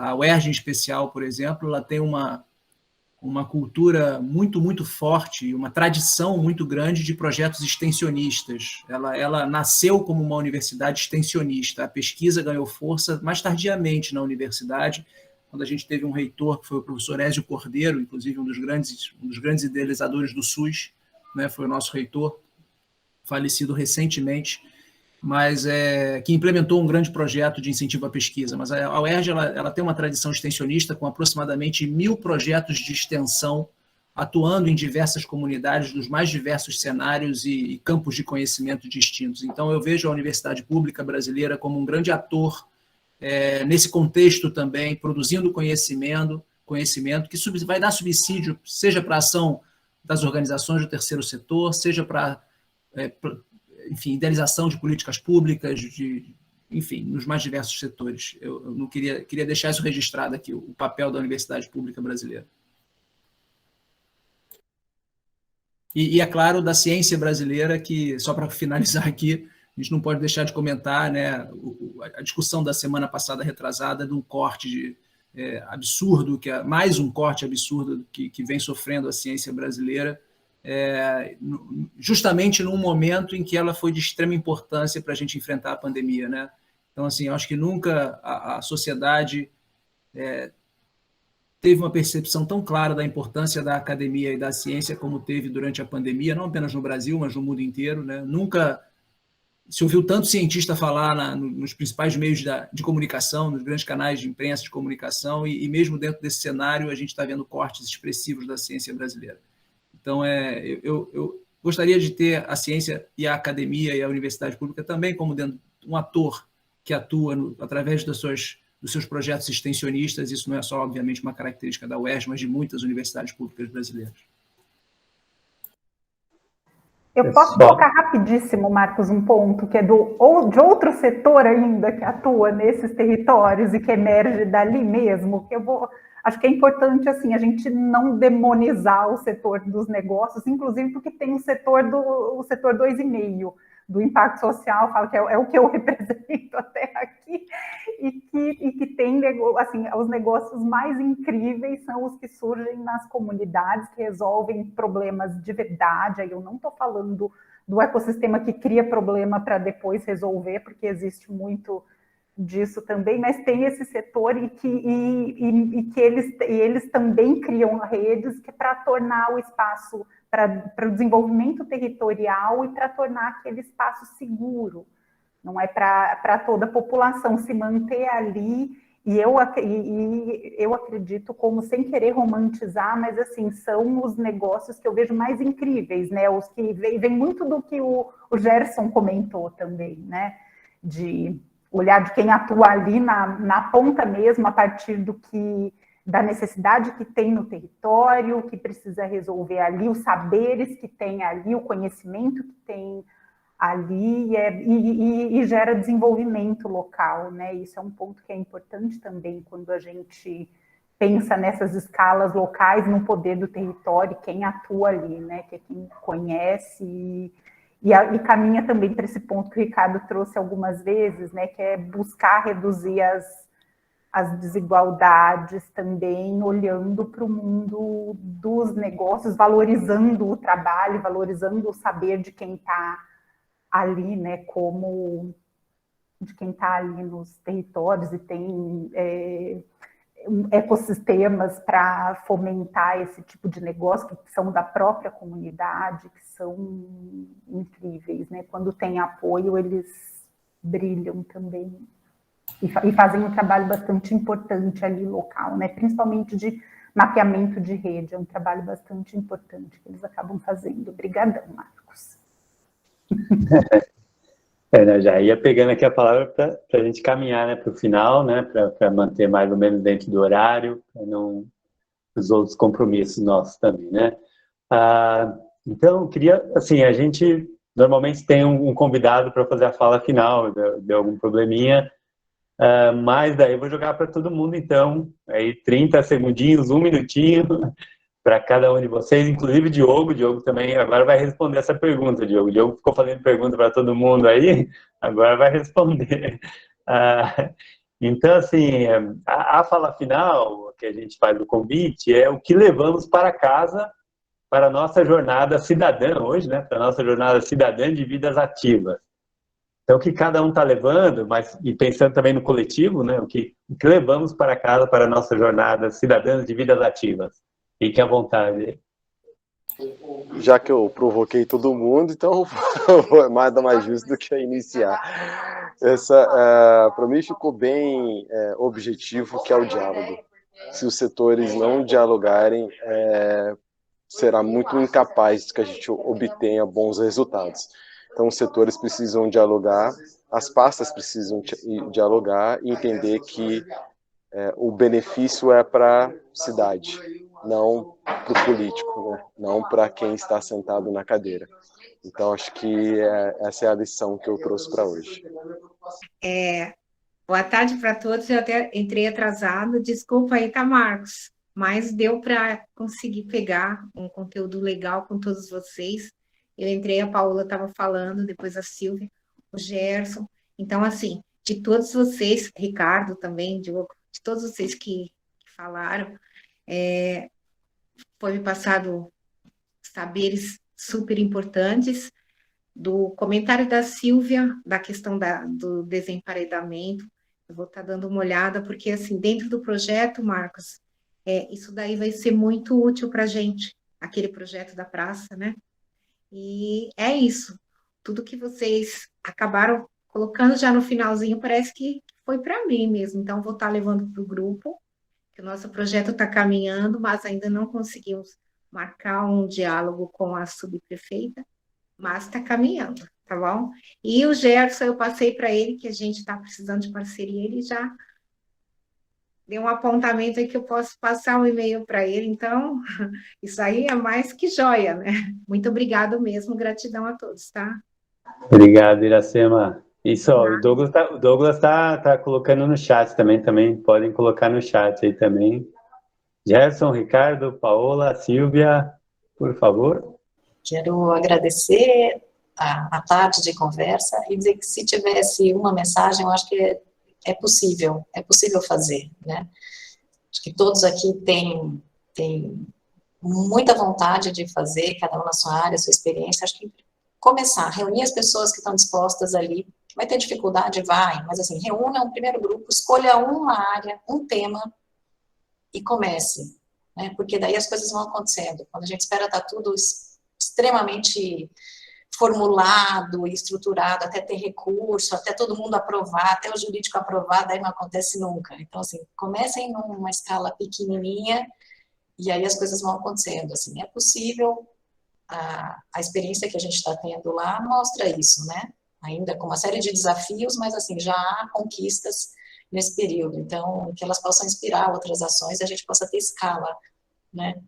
É isso. Obrigada pela tarde. Bom, eu queria agradecer também, foi uma experiência bem interessante aqui, muito enriquecedora. Já mandei contato da Silvia para o Ministério, vamos ver se a coisa anda, para ela contar um pouco dessa iniciativa. Assim, a mensagem final que eu queria deixar é basicamente assim, é uma frase que eu gosto muito, que é mais importante do que chegar ao destino é curtir o passeio, né? E se durante o passeio você puder levar um monte de gente contigo para aproveitar e curtir ainda mais, passa assim, né? Então, acho que é isso, a gente tem que curtir o passeio e saber que cada passo que você dá, como a Silvia está colocando, né, cada grãozinho faz bastante diferença na vida de um monte de gente, né? A gente às vezes esquece do quão privilegiados nós todos somos, né?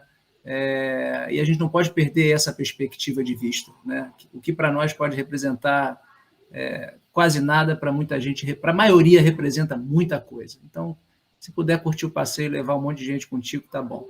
Eu acho que esse é o resumo aqui, né? Todo mundo junto e misturado. Eu queria só também agradecer, levo muito aprendizado, né? Confesso que estou um pouco distante desse ambiente acadêmico e para mim é importante ter esse contato aqui com vocês e fico à disposição aí para contribuir também, tá legal? Obrigado, eu preciso buscar minha filha na escola. Valeu, Gerson, obrigado, vai lá, tranquilo.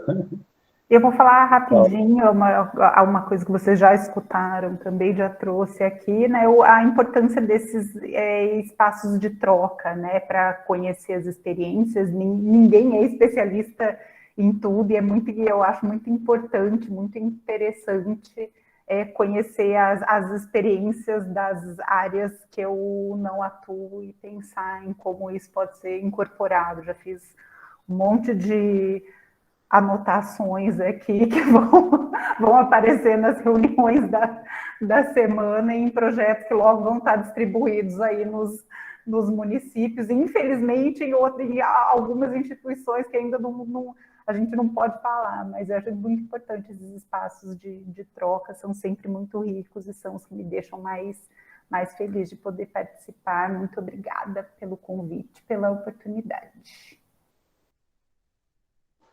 Olha, muito bom, muito obrigado, pessoal. Vocês perceberam, né?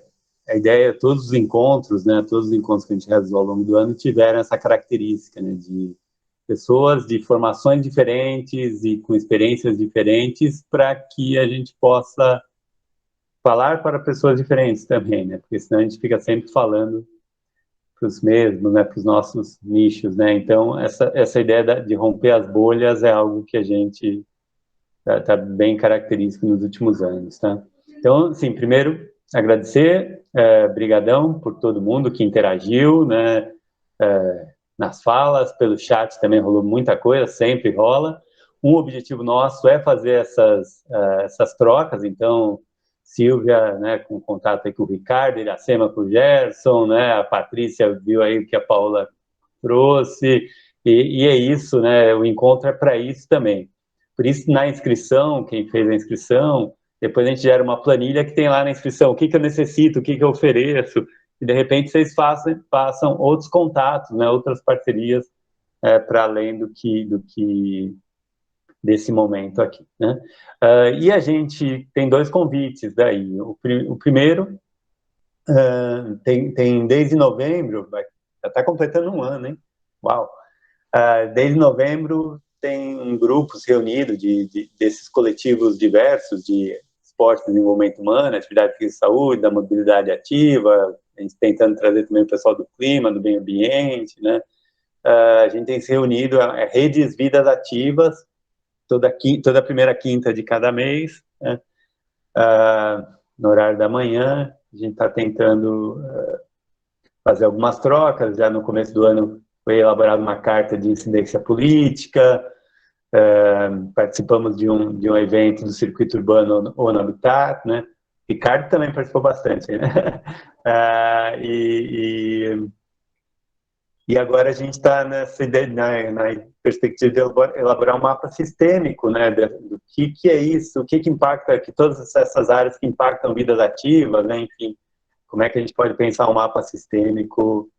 A gente está com a ajuda aí do Leandro Garcia, né, que ela está lá em Londres, ele está ajudando lá da Inglaterra, então esse momento propiciou também essas possibilidades, né. Então, esse é um convite, se alguém tiver interesse, mantém contato aí com a gente.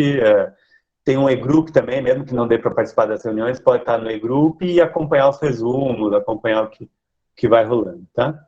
E o último convite é para o último encontro desse ano, 24 de novembro, a última quarta-feira de novembro. A gente ainda estamos elaborando, porque não estava previsto inicialmente na agenda, mas a ideia geral é fazer uma troca de aprendizados desse período, né, de 2 anos, e perspectivas para 2022, sob inspiração do sertão geodésico.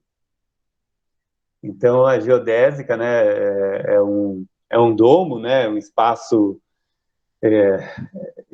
na verdade um conceito geométrico, mas na arquitetura ele se transforma, né, na construção de domo, e de espaços que no sertão,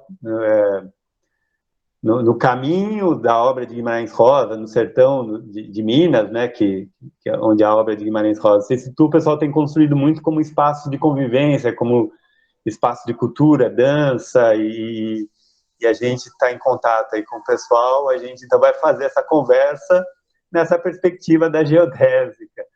De novo, um pouquinho diferente, né, essa perspectiva. Estão todos convidados aí para que possam estar conosco e a gente fazer essa rodada aí e pensar perspectivas para 2022, tá bom? Então, de novo, muito obrigado, valeu, pessoal, um grande abraço e vamos nos falando. Tudo de bom, tchau, tchau.